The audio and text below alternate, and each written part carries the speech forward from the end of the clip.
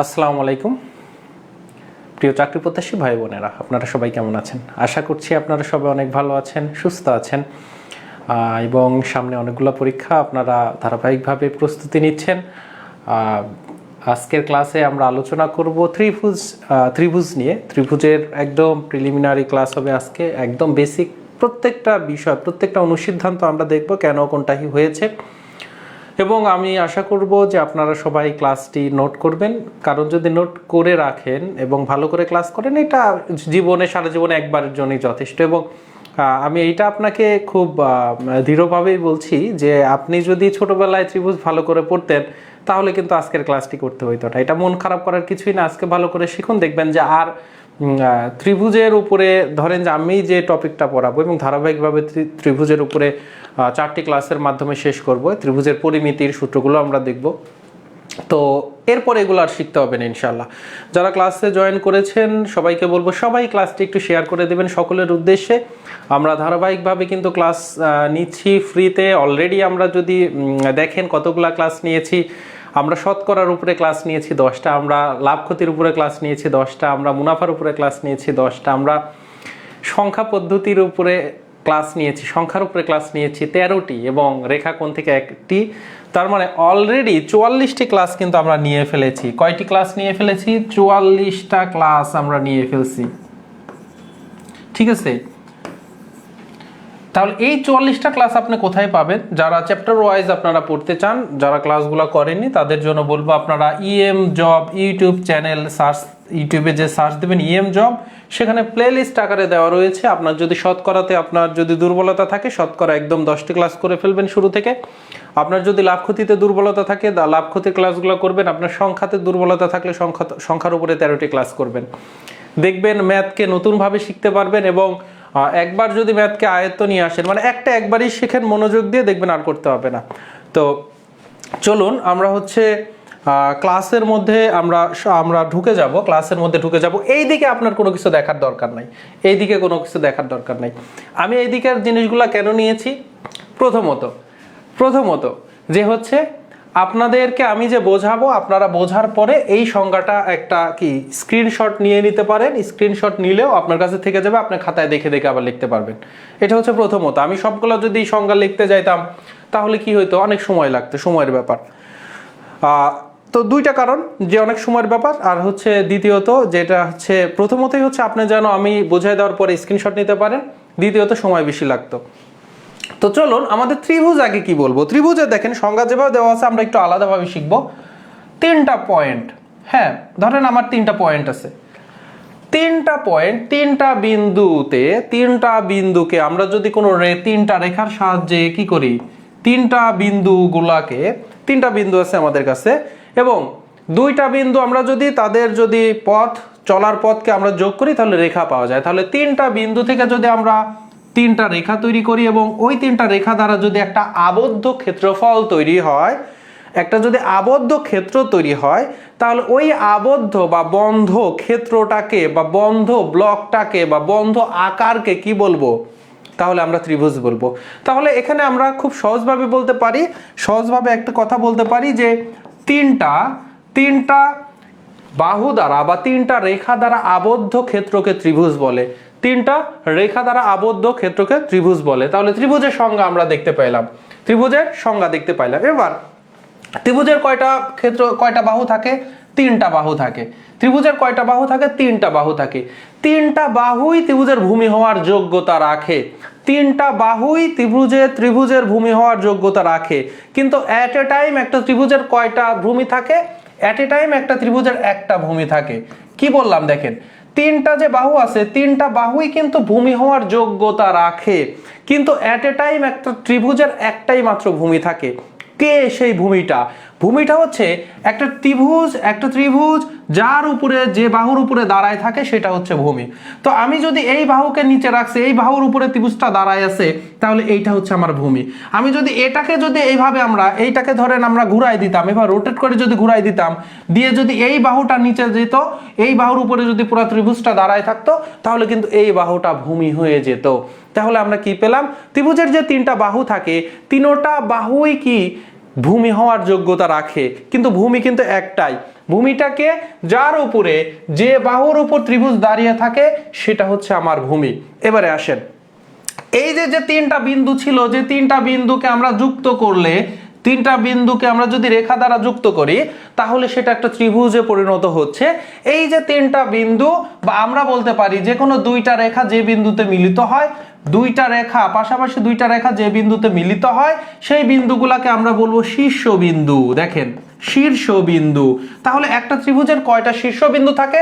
একটা ত্রিভুজের শীর্ষবিন্দু থাকে তিনটি। যদি আপনাকে প্রশ্ন করা হয় একটা ত্রিভুজের শীর্ষবিন্দু কয়টি থাকে, তাহলে ত্রিভুজের শীর্ষবিন্দু থাকে হচ্ছে তিনটি শীর্ষবিন্দু।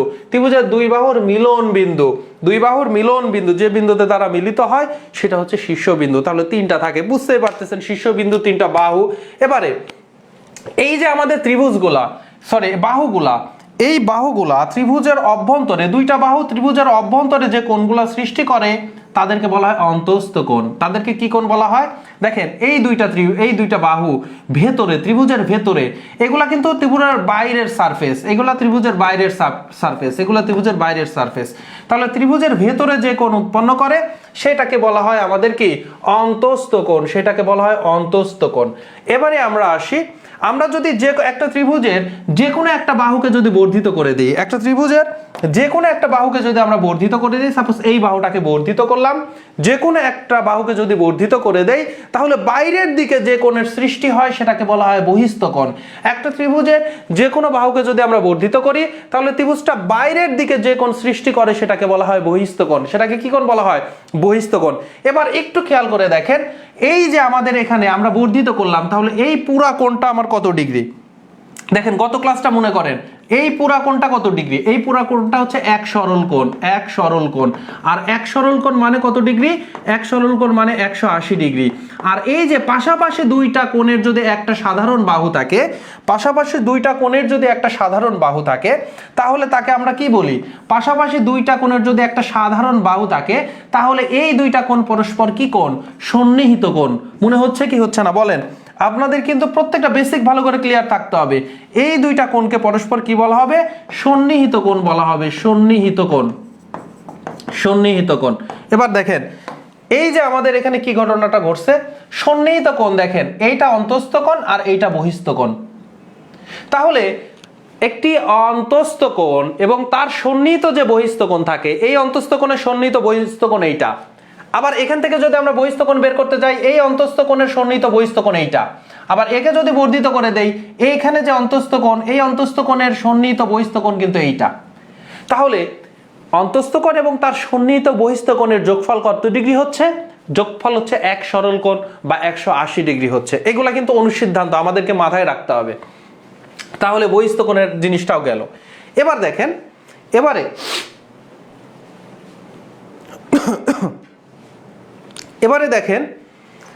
এবারে হচ্ছে আমাদের কি বলতেছে, এইগুলো হচ্ছে আমার শীর্ষবিন্দু। এগুলো কি? প্রত্যেকটা তিনোটা শীর্ষবিন্দু আছে। কয়টা শীর্ষবিন্দু আছে? তিনোটা হচ্ছে শীর্ষবিন্দু আছে। তাহলে তিনটা যে শীর্ষবিন্দু, শীর্ষবিন্দু থেকে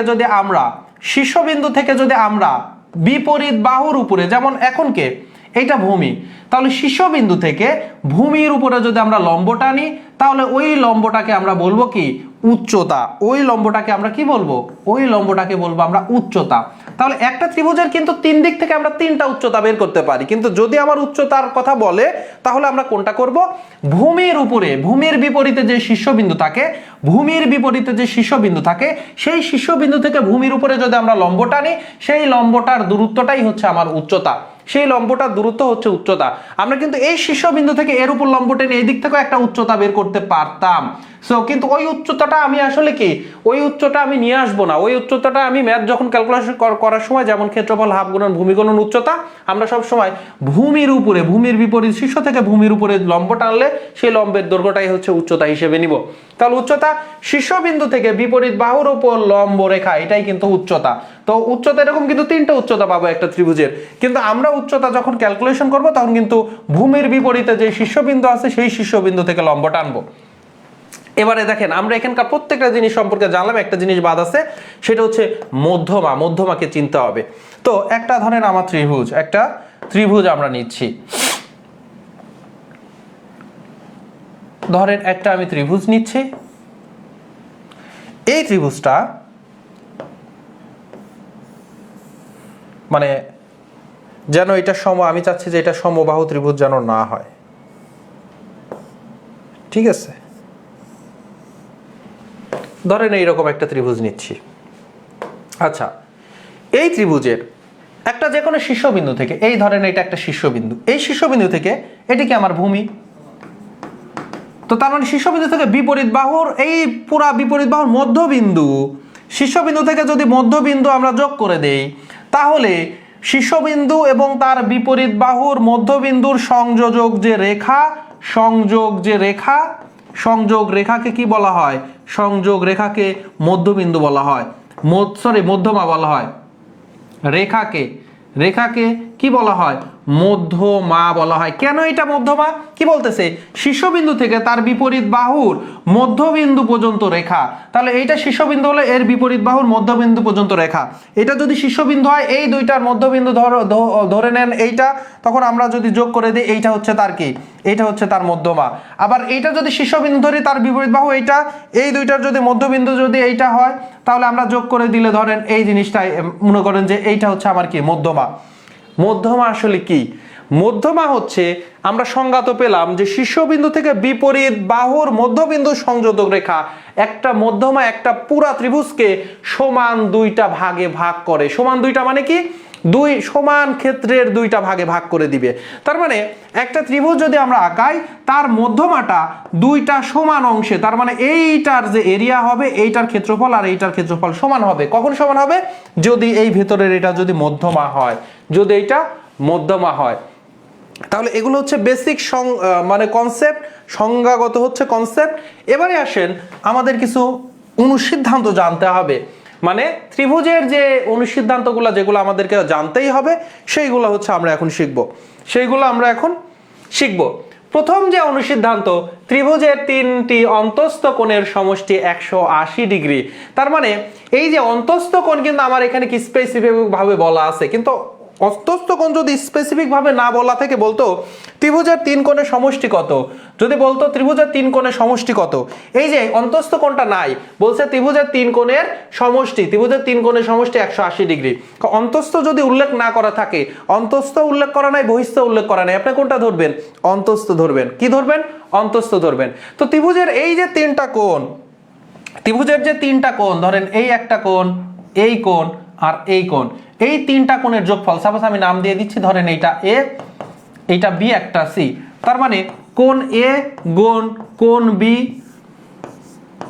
কোণ এ গুণ কোণ বি, গুণ বলতেছি যোগ কোণ হচ্ছে সি, বলতেছে কত? 180 ডিগ্রি। এখন এটা আমরা প্রমাণ করব, একদম সিম্পল প্রমাণ। ছোটবেলায় কঠিন লাগতো, হয়তো এখন আপনার মনেও নাই, কিন্তু এইটা প্রমাণ করার জন্য গত ক্লাসের যে আপনার কনসেপ্টগুলো দিয়েছি সেটাই যথেষ্ট।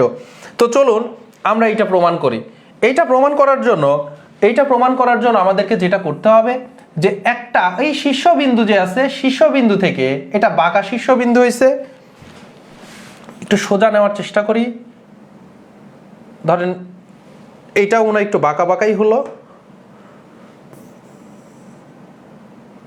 আচ্ছা, ওকে, এইটা মনে হচ্ছে যে একটু ভালো হয়েছে। একটু খেয়াল করেন, শীর্ষবিন্দু থেকে এই যে ভূমি যে আছে, এই যে ভূমির সমান্তরালে শীর্ষবিন্দু দিয়ে আর একটা আমরা রেখা টানলাম, শীর্ষবিন্দু স্পর্শ করে যায় এরকম একটা রেখা টানলাম। তাহলে দেখেন তো, এই ভূমি আর এই শীর্ষবিন্দু যে রেখাটা টানছে, এটা কি সমান্তরাল? আর এটা একটা ছেদক। এ যদি ছেদক হয়, দেখেন এই দুইটা সমান্তরাল, একটা এরকম ছেদক হয়েছে, তাহলে দেখেন তো, এই যে এখানে কিন্তু জেড আকৃতি, এই যে জেড আকৃতি, এই জেড আকৃতির এই কোণ দুইটা কি কোণ বলা হয়? কি কোণ বলা হয়? একটু কমেন্ট করেন, কি কোণ?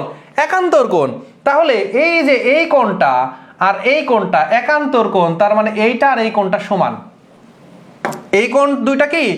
এই কোণ দুইটা কিন্তু সমান, এইটা আর এই কোণটা হচ্ছে আমার সমান। অনুরূপভাবে আবার যদি এই দিকে আসেন, তো দেখেন তো, এইটা এইরকম মনে করেন, এই রেখা আর এই রেখা, এই ছেদকটা আবার এই দিকে, তাহলে এই যে এই কোণ আর এই কোণ এরা পরস্পর কি? একান্তর কোণ। তাহলে এখান থেকে বুঝতেছেন যে এই যে কোণটা আছে, এই কোণটা আর এখানকার এই কোণটা হচ্ছে সমান।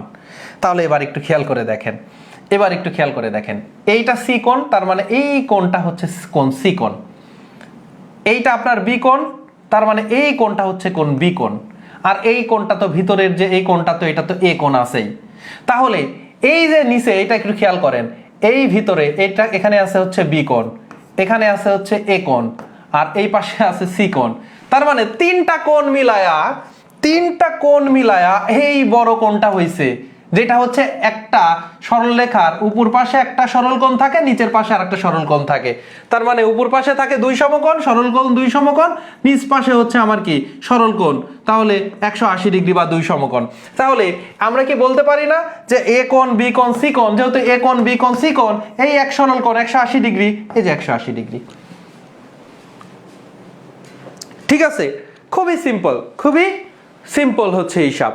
এবারে দেখেন, তাহলে আমরা পেলাম কি ত্রিভুজের তিনটি অন্তস্থ কোণের সমষ্টি 180 ডিগ্রি। এবারে হচ্ছে আমরা আরেকটা হচ্ছে দেখব, যে এই পরেরটা আগে দেখে নেই, ত্রিভুজের তিনটি বহিস্থ কোণের সমষ্টি 360 ডিগ্রি, এটা কিভাবে হয়? ত্রিভুজের 300 বহিস্থ, তাহলে এখানে 180 ডিগ্রি বা দুই সমকোণ, এগুলো কিন্তু খুব একদম মানে মুখস্থ এমনিই থাকতে হবে, মানে খুব সহজ জিনিস। আর এটা হচ্ছে আমার কত, 4 সমকোণ। তো 4 সমকোণ কিভাবে 4 সমকোণ হয় চলেন আমরা একটু প্রমাণ করি। খুবই ইজি একটা প্রমাণ। সো আমরা এখান থেকে যদি একটা ত্রিভুজ নেই, ধরেন একটা ত্রিভুজ নিলাম, এইটা বর্ধিত করলাম, এইটাকে এদিকে বর্ধিত করলাম, এইটা ওইদিকে বর্ধিত করলাম। তাহলে বহিস্থ কোণ কে কে? এইটা একটা বহিস্থ কোণ, এইটা একটা বহিস্থ কোণ, এইটা একটা বহিস্থ কোণ। এবার একটু ভালো করে চিন্তা করেন।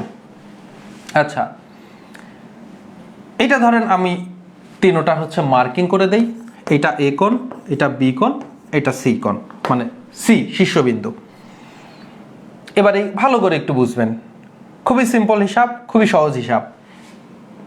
এইটা কি, এই পুরাটা কি এক সরল কোণ মানে দুই সমকোণ। এই দুইটা কোণ, এই কোণটা, এই ভিতরের কোণগুলোকে আমি টিক মার্ক দিয়ে দিচ্ছি। তাহলে এই পুরাটা কি দুই সমকোণ। তো দুই সমকোণের মধ্যে কি কি আছে? বহিস্থ কোণ, অন্তস্থ কোণ, বহিস্থ কোণ, অন্তস্থ কোণ।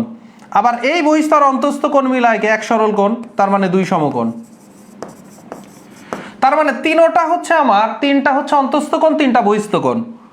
তাহলে মোট কয় সমকোণ হচ্ছে? তিনটি অন্তস্থ কোণ প্লাস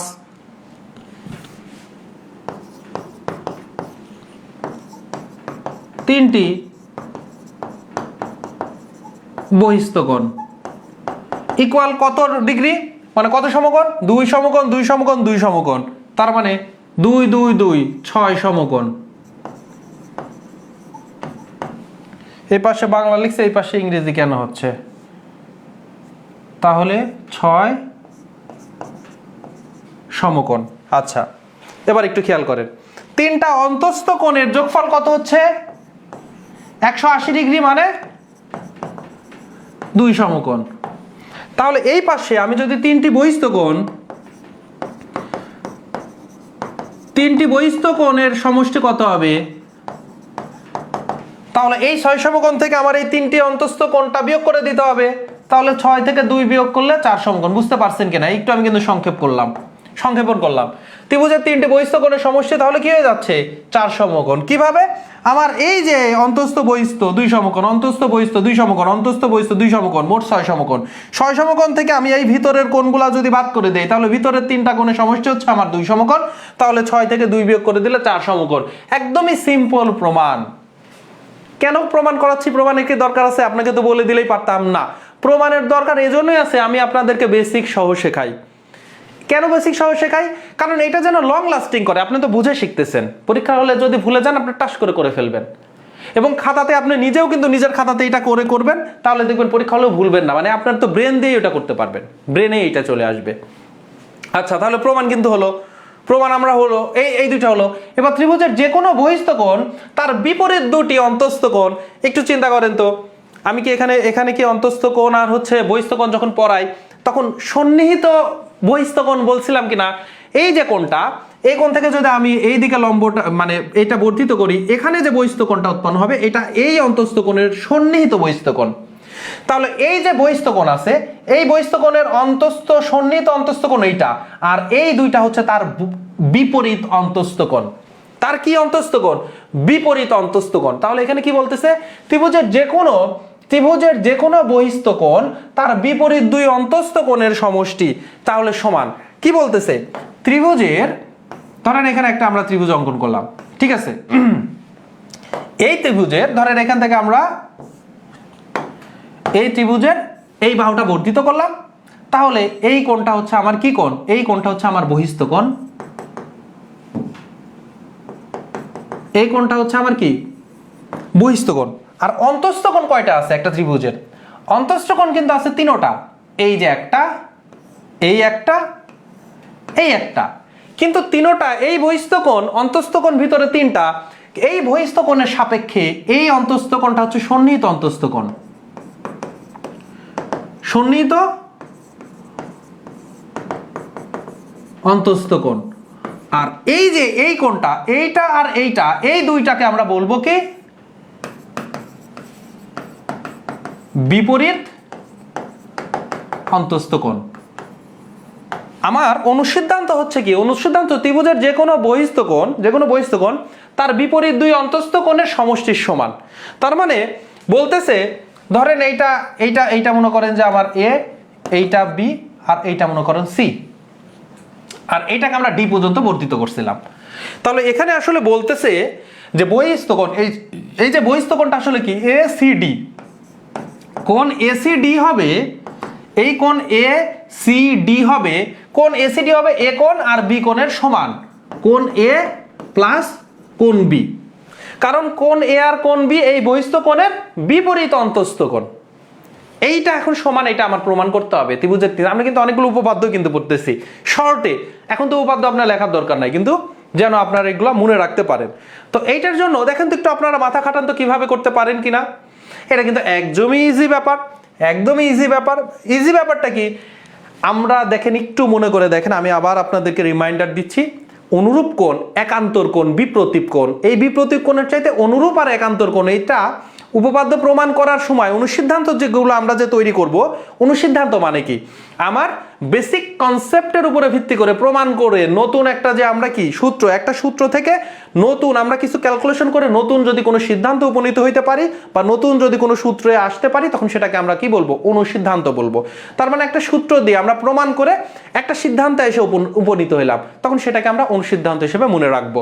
তো দেখেন তো, একান্তর কোণ এবং অনুরূপ কোণ খুবই গুরুত্বপূর্ণ এইসব অনুসিদ্ধান্তগুলো বের করার জন্য। এই কোণটা, এই যে বাহুটা, এই বিন্দু থেকে এই বাহু সমান্তরাল একটা যদি আমরা বাহু করি, এই বাহুর সমান্তরাল, এই বাহুটার সমান্তরাল যদি একটা আমরা বাহু করি, ধরেন এই যে সমান্তরাল বাহু করলাম, এবার বলেন তো এই যে কোণ, এই কোণ আর এই কোণ সমান কিনা? কি বলবেন? সমান? সমান নাকি সমান না? অবশ্যই সমান। কেন সমান? অনুরূপ কোণ। সো এই যে আমার কোণ, এই কোণ আর এই কোণ সমান, সো এই কোণ, এটা যেহেতু বি কোণ, সো এই কোণটাকে আমরা বলতে পারবো বি কোণ।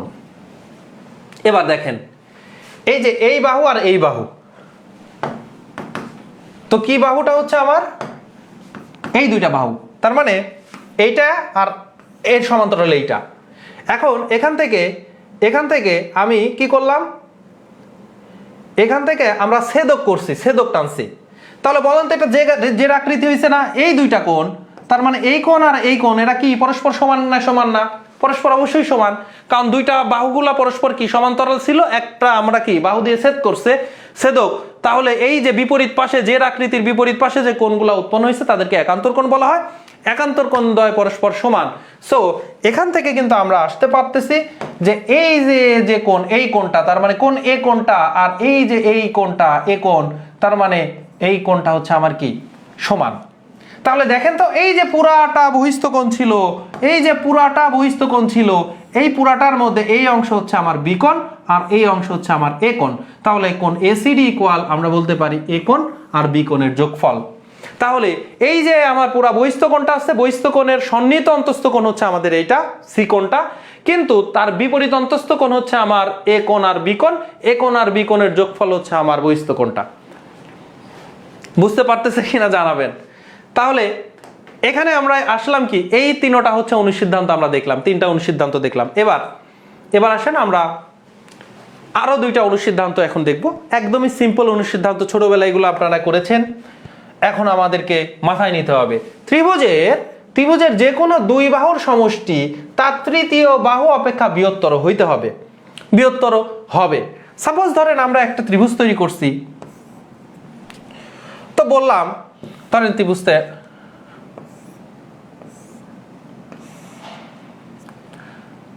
ধরেন এইটা হচ্ছে 4 একক, এইটা 5 একক,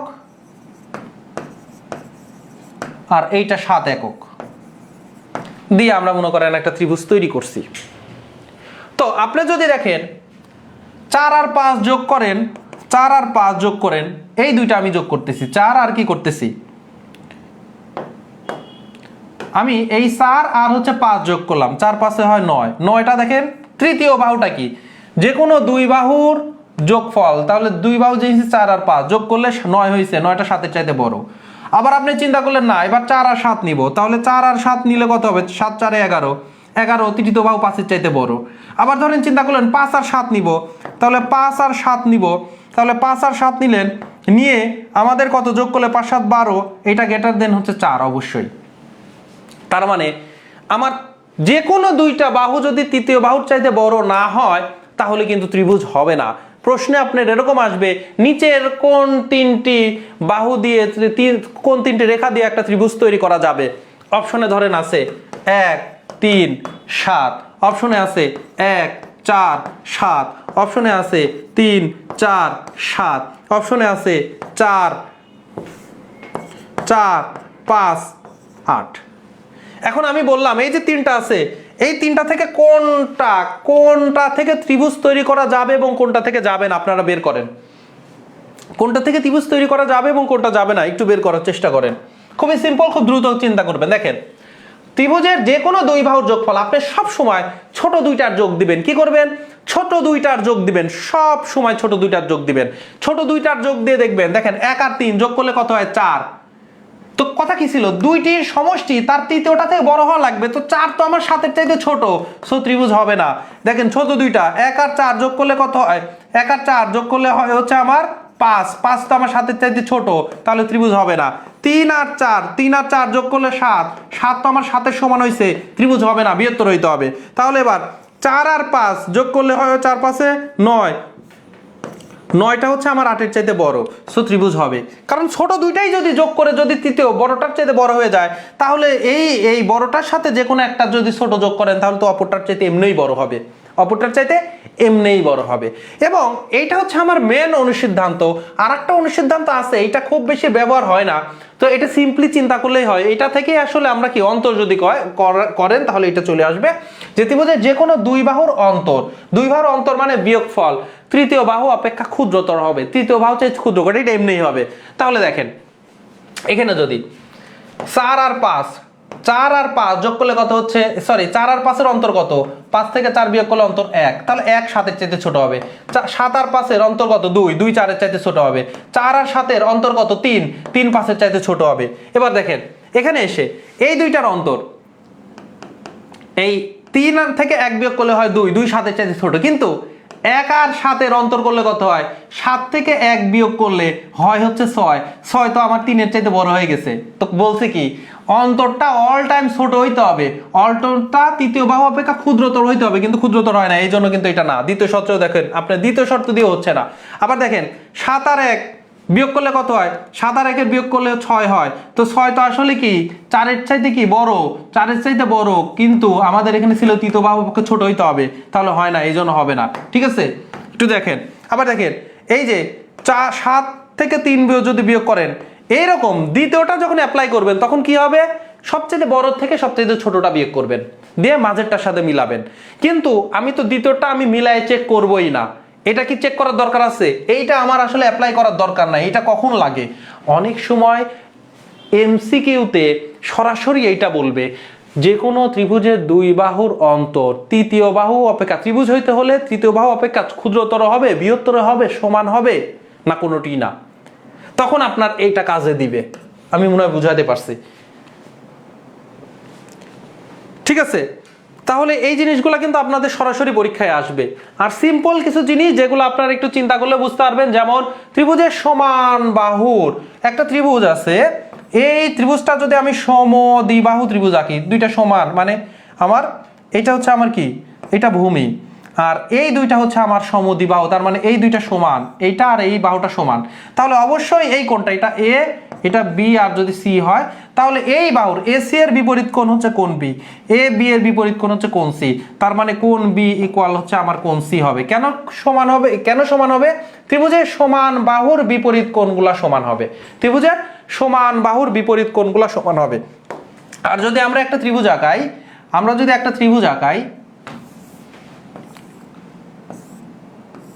ধরেন এরকম একটা ত্রিভুজ আঁকাইছি, বলেন তো সবচেয়ে বড় কোনটা? সবচেয়ে বড় কোনটা? এইটা হচ্ছে সবচেয়ে বড়, এক নাম্বার। এইটা হচ্ছে সবচেয়ে বড় আমার কি বাহু, সবচেয়ে বড় বাহু, এটা আমি দেখেই বুঝতে পারতেছি। তারপরে দ্বিতীয়তে সবচেয়ে বড় বাহু কোনটা? এইটা হচ্ছে আমার 2 নাম্বার বড় বাহু, আর এইটা হচ্ছে আমার 3 নাম্বার বড় বাহু, এটা হচ্ছে আমার কি 3 নাম্বার বড় বাহু। এবার দেখেন তো এই যে সবচেয়ে বড় বাহুর যে কোণটা আছে, এই কোণটা কিন্তু আমি দেখতেই পাচ্ছি, আমি যদি এটা এ হয়, এটা বি হয়, এটা সি হয়, তাহলে আমাদের এখানে আমরা কি দেখতে পাচ্ছি বলেন তো? আমরা দেখতে পাচ্ছি যে এই যে কোণ এ কোণটা আমার সবচেয়ে বড়, কোণ এ সবচেয়ে বড়, তারপরে আমরা এই কোণটা কিন্তু তার চাইতে বড়, তার মানে কোণ বি, তারপরে সবচাইতে ছোট, কি উল্টাপাল্টা করতেছি, তাহলে কোণ এ, আমি এখানে কোণ চিহ্নটা দিলাম না, এ কোণ সবচাইতে বড়, তারপরে বি কোণ সবচাইতে তারপরে বড়, আর সি কোণ হচ্ছে সবচাইতে ছোট। কেন এই সি কোণটা ছোট? এই কোণটা সবচাইতে ছোট কেন? কারণ এর বিপরীত বাহুটাও সবচাইতে ছোট। বাহুর দিক থেকে আমরা যদি দেখি তাহলে সবচাইতে বড় হচ্ছে আমার বিসি, বিসি সবচাইতে বড়, তারপরে হচ্ছে আমার এসি, তারপরে হচ্ছে আমার এ বি। তাহলে এখান থেকে আসলে কি, বড় কোণের বিপরীত বাহু বড়, বড় কোণের বিপরীত বাহু বড়, বড় বাহুর বিপরীত কোণ বড়, বড় বাহুর যদি বাহুটা বড় হয় তার বিপরীত কোণ বড় হবে, যদি কোণটা বড় হয় তার বিপরীত বাহুটাও বড় হবে। তাহলে সবচাইতে বড় কোণের বিপরীত বাহু ওই ত্রিভুজের সবচাইতে বড়। তাহলে এইটাই হচ্ছে ত্রিভুজের যে বাহু বড় তার বিপরীত কোণ বড়, ত্রিভুজের যে কোণ বড় তার বিপরীত বাহু বড়। এগুলো হচ্ছে ফান্ডামেন্টাল কনসেপ্ট, এগুলো হচ্ছে আপনার একদমই মৌলিক কনসেপ্ট, যেগুলা ত্রিভুজ সম্পর্কে আপনার যত প্র্যাকটিক্যালি যত চিন্তা করেছেন সেখান থেকেই আসবে।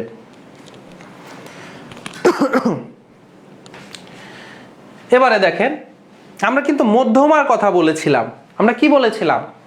আমরা মধ্যমার কথা বলেছিলাম, মধ্যমা কি? মধ্যমা হচ্ছে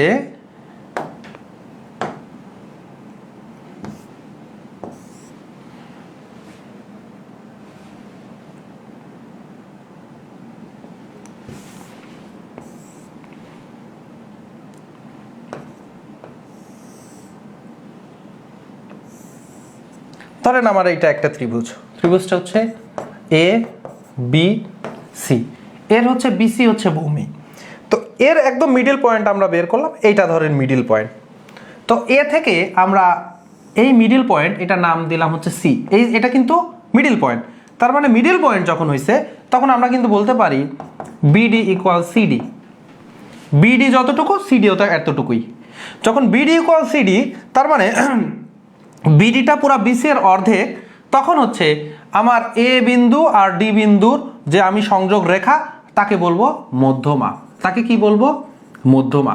মধ্যমা আমার পুরা ত্রিভুজটাকে সমান দুইটা অংশে ভাগ করে ফেলবে, তার মানে আমার এখান থেকে ক্ষেত্রফল ত্রিভুজ এ বি ডি, এই ত্রিভুজটা আসলে ত্রিভুজ এ সি ডি এদের ক্ষেত্রফলের সমান হবে, তার মানে ত্রিভুজ এ বি ডি আর ত্রিভুজ এ সি ডি সমান হবে। কেন?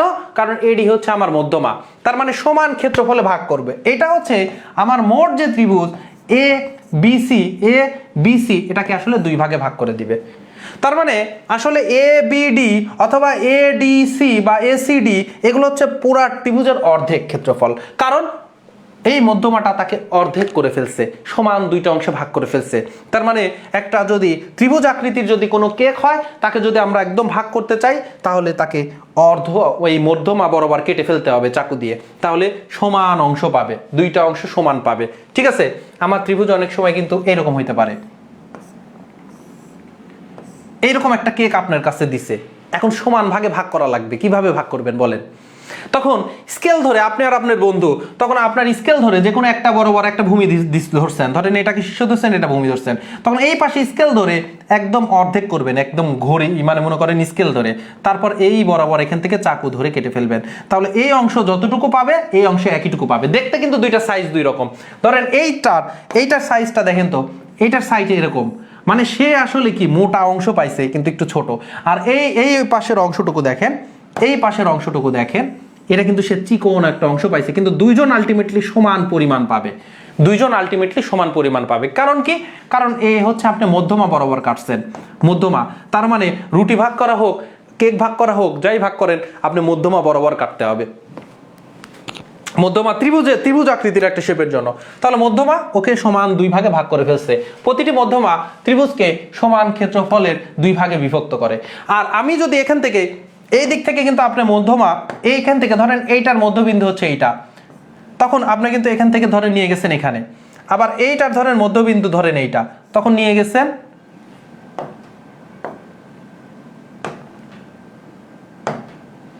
কালার এইটা নেই, ওকে, ধরে নিয়ে গেছেন এইটা। তাহলে তিনটা কিন্তু মধ্যমা। একটা ত্রিভুজের কয়টা মধ্যমা থাকে? একটা ত্রিভুজের তিনটা মধ্যমা থাকে। একটা ত্রিভুজের কয়টা মধ্যমা থাকে? একটা ত্রিভুজের কিন্তু তিনটা মধ্যমা থাকতে পারে। তার মানে এই তিনটা মধ্যমা যে বিন্দুতে ছেদ করে, যে বিন্দুকে ছেদ করে, তাকে বলা হয় কেন্দ্রক। তাকে কি বলা হয়? কেন্দ্রক বা ভর কেন্দ্রক। তাকে কি বলা হয়? কেন্দ্রক বা ভর কেন্দ্র।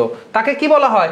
কেন্দ্রক বা ভর কেন্দ্র। ভালো করে মাথায় নেন, এটাকে কি বলা হয়? কেন্দ্রক বা ভর কেন্দ্র। তাহলে একটা ত্রিভুজের তিনটা মধ্যমা যে বিন্দুতে ছেদ করে বা মিলিত হয়, সেই বিন্দু দিয়ে ছেদ করে, সেই বিন্দুকে আমি কেন্দ্রক বলতে পারি বা ভর কেন্দ্র বলতে পারি, ভর কেন্দ্র বলতে পারি। এখন এই যে পয়েন্টটা আছে, এই যে পয়েন্টটা আছে, এই যে আমাদের কি এটা ভর কেন্দ্র। এইটা একটা মধ্যমা কোনটা ছিল দেখেন তো, এইটা একটা পুরা মধ্যমা ছিল। এটাকে দেখেন কয়টা অংশে ভাগ করে দিছে? দুইটা অংশ ভাগ করে দিছে। এই দুইটা অংশ আসলে ভাগটা কিভাবে হবে? এ যদি 1 একক হয়, এই পাশের বড় অংশটা 2 একক হবে। আবার দেখেন এই পাশেকে এই যে এই মধ্যটাকে দুইটা ভাগে ভাগ করে দিছে, একটা এইটা আর একটা হচ্ছে আমার এইটা। তাহলে এই ছোটটা যদি 1 একক হয়, তাহলে বড়টা সবসময় কত একক হবে? 2 একক হবে। আবার এই যে এই কালারটা দেখেন, এই মধ্যমাটা, তাহলে এই মধ্যমাটাকে দুইটা ভাগে ভাগ করছে, এইটা একটা আর এইটা একটা। তাহলে এটা যদি 1 একক হয়, ছোটটা যদি 1 একক হয়, ছোটটা যদি 1 একক হয়, তাহলে বড়টা হবে 2 একক। কারণ কি? কারণ হচ্ছে আমার এই প্রতিটা মধ্যমাকে ভর কেন্দ্র বা কেন্দ্রক 2:1 অনুপাতে ভাগ করে। বড়টা হচ্ছে 2 গুণ আর ছোটটা হচ্ছে 1 গুণ। তাহলে আপনি সহজেই করে পরীক্ষার সময় একটু ভালো করে মাথায় নেন, বেসিক মানে কি আপনি যেন পরীক্ষা আপনি প্রশ্ন করে ধরতে পারেন। তো অনেক সময় আপনার পুরা মধ্যমাটা দেওয়া থাকবে, ধরেন এই পুরা মধ্যমাটার মান দেওয়া আছে ধরেন 30 একক, ঠিক আছে, এই পুরা মধ্যমাটার পরিমাণ দেওয়া আছে 30 একক দিয়ে, এই ত্রিভুজের মধ্যে এটারও একটা দেওয়া থাকবে, ধরেন ও এই বিন্দু একটা দেওয়া থাকবে, ও বিন্দু তে বলছে ওডি ইকুয়াল, ধরেন ওডি ইকুয়াল বলা আছে, ওডি ইকুয়াল হচ্ছে 10 একক। তখন আমাকে বলবে যে এই যে এ হচ্ছে আমার কত 20 একক। এখন তো এত সহজে আসবে না, আপনাকে অবশ্যই রেশিও দেওয়া থাকবে। রেশিও কেমন দেওয়া থাকবে? চলুন আমরা সামনের দিকে আগাই। এবারে আসেন, বলতেছে 3 নাম্বারটা দেখি। 3 নাম্বারটা হচ্ছে ত্রিভুজের যে কোনো দুই বাহুর মধ্যবিন্দু সংযোজক সরলরেখা তৃতীয় বাহুর সমান্তরাল অর্ধেক হবে। এগুলো ছোটবেলায় কিন্তু আপনারা প্রমাণ করে আসছেন, কি বলতেছে? ধরুন ত্রিভুজের যে কোনো দুই বাহুর মধ্যবিন্দু, তো আমরা ধরলাম এটা ধরেন এ বি সি একটা ত্রিভুজ, তো এই ত্রিভুজের এ বি এর মধ্যবাহু ধরেন মধ্যবিন্দু এইটা, আর এ সি এর মধ্যবিন্দু ধরেন আমার এইটা, ঠিক আছে। তো এই মধ্যবিন্দু আমরা যদি যোগ করে দেই, তাহলে মধ্যবিন্দু এটা মনে করেন যে এটা মধ্যবিন্দু, এটা মনে করেন ডি, এটা মনে করেন যে ই। তো মধ্যবিন্দু যে আমরা যোগ করে দিছি, দুইটা মধ্যবিন্দু যদি আমরা যোগ করে দেই, তাহলে যে বাহুটা পেলাম সেইটা আমার তৃতীয় বাহুটার সমান্তরাল হবে। তৃতীয় বাহুর কি সমান্তরাল মানে কি সব সময় সমান দূরত্ব মেনটেন করবে। দেখেন তো, দেখতে পাচ্ছেন এখান থেকে কি সব জায়গায় সমান দূরত্ব মেনটেন করবে এবং বলতেছে কি এই ডিইটা আসলে বিসি এর অর্ধেক হবে। ঠিক আছে, বিসি এর অর্ধেক হবে, বিসি এর অর্ধেক হবে। তো এটা খুব সুন্দর প্রমাণ। আমি অনেকগুলো প্রমাণ দেখালাম, এটা আর দেখাবো না, আপাতত এটা মুখস্থ রাখবেন, এটা মুখস্থ রাখবেন। ঠিক আছে, সামনের আমরা যে ত্রিভুজ পড়বো যে কোনো একটা সময়ের মধ্যে এটা দেখাই দিব, দেখবেন। তাহলে আমরা দেখেন অনুসিদ্ধান্ত কয়টা শিখলাম। অনুসিদ্ধান্ত দেখেন এখানে কয়টা ছিল, এখানে ছিল তিনটা অনুসিদ্ধান্ত, তারপরে 2টা, 5টা, তারপরে 3টা, 8টা, 3টা, অলরেডি 11টা অনুসিদ্ধান্ত আমরা দেখছি। এবার হচ্ছে এই আমরা অনুসিদ্ধান্ত 2টা আমরা দেখব এখন। দেখেন কি বলতেছে আমরা কিন্তু ভর কেন্দ্রটা দেখলাম। ভর কেন্দ্র হচ্ছে একটা ত্রিভুজের ভর কেন্দ্র কি ছিল, একটা ত্রিভুজের ভর কেন্দ্র হচ্ছে তাদের যে মধ্যমাগুলো আছে, তো মধ্যমাগুলো যে বিন্দুতে মিলিত হয় সেটা হচ্ছে আমার ভর কেন্দ্র। আচ্ছা, পরীক্ষায় একদম হুবহু থাকবে একটা ত্রিভুজের মধ্যমাত্রয় মানে 3টা মধ্যমা যে বিন্দুতে মিলিত হয় তাকে কি বলে, অপশন আছে ভর কেন্দ্র, লম্ব কেন্দ্র, তারপরে পরিকেন্দ্র, তারপরে বহিকেন্দ্র, এরকম অপশনে থাকবে। তাহলে এটা কি ভর কেন্দ্র। এবারে তাহলে আমার বাকিগুলো একটু দেখতে হবে। ত্রিভুজের 3টি কোণ সমদ্বিখণ্ডক, ধরেন একটা হচ্ছে আমার কি ত্রিভুজ আছে, তো এই কোণটাকে অর্ধেক করে ভাগ করছেন, যদিও আমার এটা ভাগ হয় নাই অর্ধেক। ঠিক আছে, আমি একটু দেখেন, একদম মনে করেন এই কোণটাকে অর্ধেক করে জ্যামিতির কাঁটা ধরে অর্ধেক করছেন, আবার এই কোণটাকেও জ্যামিতির কাঁটা ধরে অর্ধেক করছেন, আবার এই কোণটাকে জ্যামিতির কাঁটা ধরে অর্ধেক করছেন, দিয়ে যে বিন্দুতে যাবে ওই বিন্দুটা তখন আমরা কি বলবো, ওইটাকে বলবো হচ্ছে অন্তঃকেন্দ্র। ওইটাকে আমরা কি বলবো, অন্তঃকেন্দ্র। আর অন্তঃকেন্দ্রকে ধরে ভিতরে একটা অন্তর্বৃত্ত অঙ্ক, যে বৃত্তটা অঙ্ক করা যায় সমান ব্যাসার্ধ ধরে, যেটা 3টা বাহুকে স্পর্শ করবে, সেইটাকে বলা হবে অন্তর্বৃত্ত। সেইটাকে কি বলা হবে, অন্তর্বৃত্ত। ঠিক আছে, এই হচ্ছে আমাদেরকে অন্তঃকেন্দ্র। যেহেতু বৃত্ত আমরা এখনো পড়ি নাই, বৃত্ততে যখন যাব তখন আরো ওইগুলো ক্লিয়ার হব। এবারে ত্রিভুজের 3টি বাহু লম্ব সমদ্বিখণ্ডক, এটা আমাদের কি গেল, এটা হচ্ছে অন্তঃকেন্দ্র। কি সিস্টেম, অন্তর্কেন্দ্র বের করার সিস্টেম কি, কোণের লম্ব সমদ্বিখণ্ডক। কোণের সমদ্বিখণ্ডক, কোণকে সমান দ্বিখণ্ডক, কোণের সমদ্বিখণ্ডক। কোণের সমদ্বিখণ্ডককে যেই রেখাটা কোণকে সমান অংশ মানে 2টা অংশে ভাগ করে। তাহলে সমদ্বিখণ্ডক কি, দ্বিখণ্ডক আসলে কি, তাহলে যেই রেখাটা কোণকে সমান 2টা অংশে দ্বিখণ্ডক 2টা খণ্ড করবে, সমান 2টা খণ্ডে করবে, সেটাকে দ্বিখণ্ডক বলে। তাহলে এই দ্বিখণ্ডকগুলা যে বিন্দুতে মিলিত হয় সেটাকে বলে অন্তঃকেন্দ্র। আর এখন আরেকটা ত্রিভুজ ধরেন আরেকটা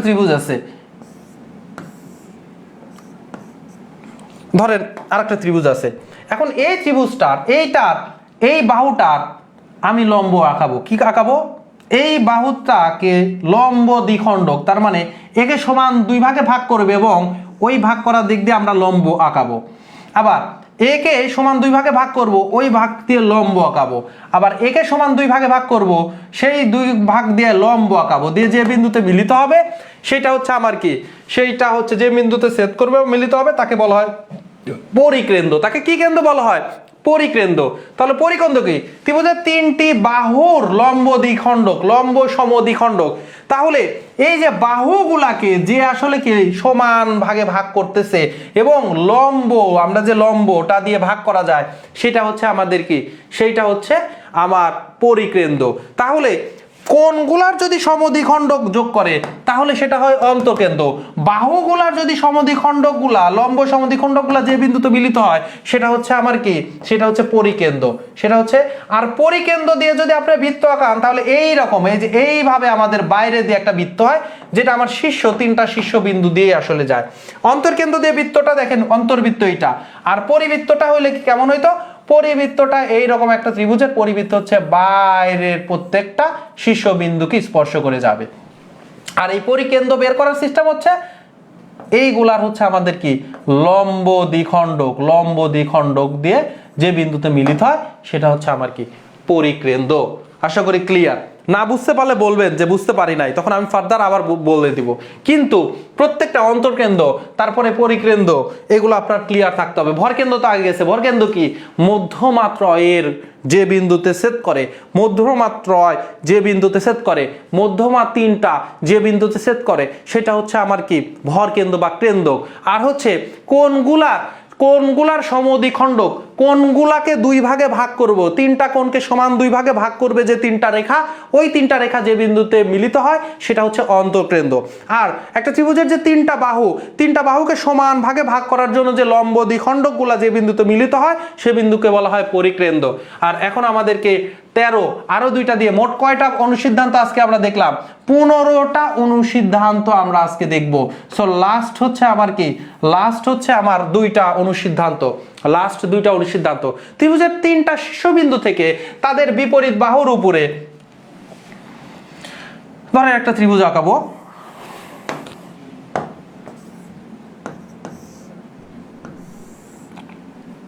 ধরেন এইরকম একটা ত্রিভুজ, ঠিক আছে? এইরকম একটা ধরেন ত্রিভুজ। এই ত্রিভুজটাকে আমরা যদি শীর্ষবিন্দু থেকে এর উপরে লম্ব টানবো, তাহলে এই সোজা লম্ব যাবে। আচ্ছা, এখান থেকে যদি এই বাহুর উপরে লম্ব টানতে চাই তাহলে এইরকম ভাবে এখানে লম্ব যাবে। আবার এখান থেকে যদি লম্ব টানতে চাই তাহলে ধরেন যে এখান থেকে লম্ব যাবে। যে লম্বগুলা যে বিন্দুতে মিলিত হবে সেটাকে বলা হবে কি? লম্ব বিন্দু বা লম্ব কেন্দ্র। লম্বকেন্দ্র তাহলে কি জিনিস হচ্ছে? এর আগের গুলা হয় বাহুর সমদ্বিখণ্ডক যে বিন্দুতে মিলিত হয় পরিকেন্দ্র, তারপরে কোণের সমদ্বিখণ্ডক গুলা হচ্ছে যে বিন্দুতে মিলিত হয় সেটা হচ্ছে অন্তঃকেন্দ্র, মধ্যমাত্রয় যে বিন্দুতে মিলিত হয় সেটা কি? মধ্যমাত্রয় যে বিন্দুতে মিলিত হয় সেটা হচ্ছে আমার কি? কেন্দ্রক বা হচ্ছে ভরকেন্দ্র, সেটা হচ্ছে ভরকেন্দ্র। তাহলে এবারে হচ্ছে আমার একটা শীর্ষবিন্দু থেকে তার বিপরীত যে বাহু থাকে তার উপর লম্ব টানবো। লম্ব তার মানে এটাও 90 ডিগ্রি অনুপতি। এই লম্বগুলা তিনটা শীর্ষ থেকে তিনটা বিপরীত বাহুর উপর যে আমরা তিনটা লম্ব টানবো, ওই লম্বটা যে বিন্দুতে মিলিত হবে তাকে বলা হয় লম্ব কেন্দ্র বা লম্ব বিন্দু। তাহলে আমরা লম্ব কেন্দ্র জানলাম।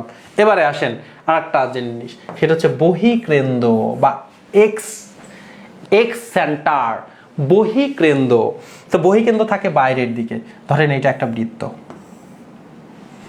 তো বহিঃকেন্দ্র এটাকে আমরা যদি এটাকে বর্ধিত করি, তো বহিঃকেন্দ্র থাকবে ধরেন এখান থেকে এই দিক দিয়ে মনে করেন যে একটা আমরা বৃত্ত আঁকাবো এখানে, এটা হচ্ছে ধরেন বহিঃকেন্দ্র। তাহলে বহিঃকেন্দ্র আঁকানো ভালো হয় না, মোটেও ভালো হয় না। বহিঃকেন্দ্র বের করার সিস্টেম কি? বহিঃকেন্দ্র হচ্ছে এই বহিস্থ কোণের লম্ব দ্বিখণ্ডক বের করব। এই বহিস্থ কোণের লম্ব দ্বিখণ্ডক যেখানে মিলিত হবে আর এইটার লম্ব দ্বিখণ্ডক যেখানে মিলিত হবে, এখান থেকে অ্যাকচুয়ালি এই সেন্ট্রালটা এখানে হইতো না, এখান থেকে হইতো, দিয়ে এরকম বড় বৃত্ত হইতো। তো জিনিসটা কি তাহলে দেখেন তো, দুইটা এই যে এখানে এইটা হচ্ছে আমার কি? বহিস্থ কোণ। এর এটা কি? এই কোণটাকে বহিস্থ কোণকে সমান দুইটা অংশে ভাগ করছে এই রেখাটা। আর এখানে আরেকটা বহিস্থ কোণ, একেও সমান দুইটা ভাগ করছে এই রেখাটা। আর এই যে এটা যে অন্তঃস্থ কোণ, তার মানে অন্তঃস্থ কোণটাকে আবার সমান ভাগে ভাগ করছে যেটা এইটা। এই যে আমাদের তিনটা যে সমদ্বিখণ্ডক, কি কোণের সমদ্বিখণ্ডক, একটা যেখানে মিলিত হয়েছে সেটাকে আমাদের বলবো বহিঃকেন্দ্র। তো এটা কি বলতেছি? ত্রিভুজের একটি কোণের অন্তর্দ্বিখণ্ডক। তাহলে একটি কোণের অন্তর্দ্বিখণ্ডক তার মানে এই যে একটা কোণের ভিতরের কোণটাকে দ্বিখণ্ডক, এবং অন্য দুটি কোণের বহির্দ্বিখণ্ডক। তার মানে এইটা একটা কোণ, এর অন্তর্দ্বিখণ্ডক, অপর দুইটা কোণের এই কোণের বহির্দ্বিখণ্ডক, তার মানে এর যে বহিস্থ কোণ আছে তার দ্বিখণ্ডক, এর যে এই কোণের যে বহিস্থ কোণ আছে তার দ্বিখণ্ডক যে বিন্দুতে মিলিত হয় বা ছেদ করে তাকে বহিঃকেন্দ্র বলে। আসার পরিমাণ খুবই কম, কিন্তু একটু জেনে রাখবেন। মুখস্থ করার জন্য অতিরিক্ত চাপ দেওয়ার দরকার নাই, আপনি নিজের খাতায় করবেন, ওকে ফাইন। এইটা লম্বকেন্দ্র, এইটা পরিকেন্দ্র, এইটা অন্তঃকেন্দ্র, এইটা হচ্ছে আমার কি? ভরকেন্দ্র বা কেন্দ্র, আর এইটা হচ্ছে বহিঃকেন্দ্র।